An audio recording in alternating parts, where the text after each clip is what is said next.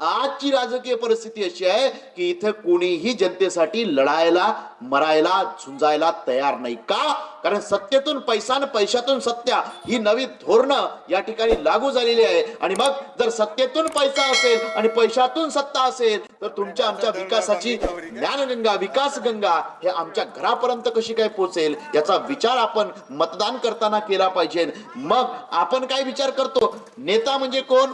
ज्याला चांगल्या मोठ्या गाडीत येता येतं, ज्याला चांगलं आलिशान राहता येतं ते नेता. म्हणजे तो नेता कसा? काम दाम जमलं नाही, बुद्धी नभी खोटा आणि घातलं शर्ट खादीचं होऊन गेला नेता. हात जोडून विनवीत गेला पदरी मला धरा आणि समजे ना उमजे मय लग्न करा. असा उत्तावीड नेत्याचा भरला आज पुढा आणि जनतेला लुटण्यासाठी लबाड झालेत गुडा. नेते तसेच कार्यकर्ते फक्त नोटांकडेच लक्ष. दारू मटन जिथं भेटन तोच आमचा पक्ष.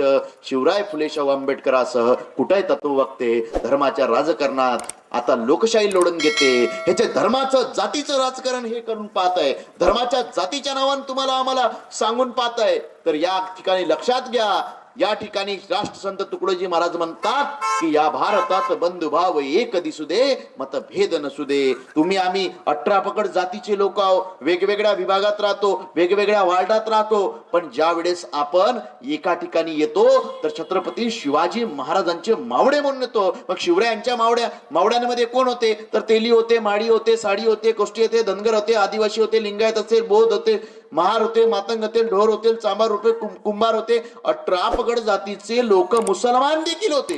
या सगळ्यांना घेऊन शिवरायांनी स्वराज्य निर्माण केलं आणि त्या स्वराज्याचे तुम्ही आम्ही पाईक आहोत. मग तुम्ही आम्ही पाईक स्वराज्याचे पाईक असेल तर आपण जातीमध्ये धर्मामध्ये आपण विभागास कामा नये ही भूमिका देखील आपल्याला लक्षात घेतली पाहिजे. मग ज्यावेळेस आमचा भगतसिंग देखील फासावर जातो, भगतसिंग फासावर जाताना एकच गाणं म्हणतो, जिस चोले को पहन शिवाजी खेले अपनी जान को आज उसी को पहन के निकला हम मस्तों का टोला मेरा रंग दे बसंती चोला मेरा रंग दे बसंती चोला.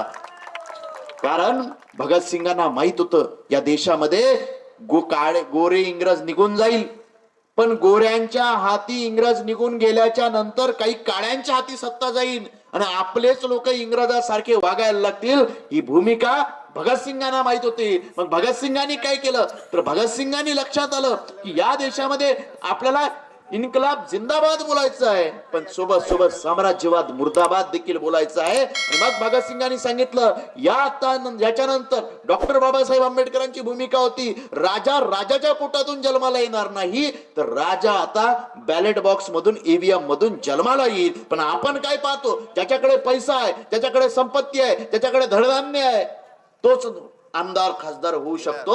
मग बाबासाहेब सांगतात तुम्हाला लोकशाही आहे, लोकांना एका मताचा अधिकार आहे. मग तुम्हाला एका मताचा अधिकार दिलेला असताना बाबासाहेबांनी तुम्ही ते मत इतरांपुढे गहाण कसं काय पडतं याचा विचार आपण केला पाहिजे. कारण की आपण जर काही लोकशाही वाचवली नाही तर कोणी उरलं नाहीये या देशामध्ये.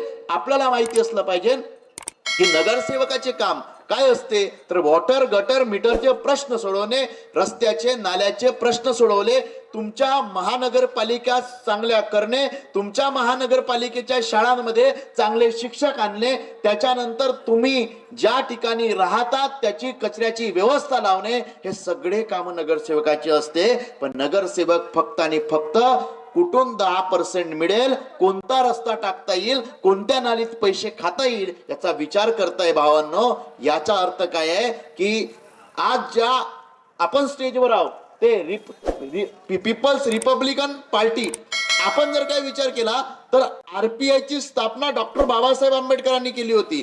आणि ते करत असताना बाबासाहेबांनी सांगितलं होतं की जाओ तुम तुम्हारे घर के जाके दीवार पे लिख दो कि मुझे इस देश की शासन करती जमात बनना है.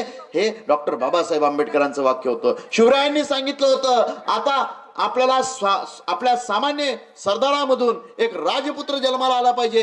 म्हणूनच प्रबोधनकार ठाकरे म्हणतात शिवाजी या नावामध्ये एवढी ताकद आहे, एवढी ताकद आहे, एवढी ताकद आहे की त्यापुढे 33 कोटी देवाची फलटण बाद होते. असे छत्रपती शिवाजी महाराज मान आहे. आणि त्या शिवरायांचे मावळे जर आपण असू, ज्या शिवरायांना मानणारे असू आपण, ज्या शिवाजी महाराजांना शहाजी महाराज राजमुद्रा देतात, प्रतिपचंद्र लेखे वर्धिष्ण विश्ववंदिता सासुनशी शैष्या मुद्रा भद्राये राजते. त्या शिवरायांचे मावडे म्हणून आपण जर काय त्या ठिकाणी मतदान करायला जात असू तर निश्चितच उमेदवार तपासले पाहिजे.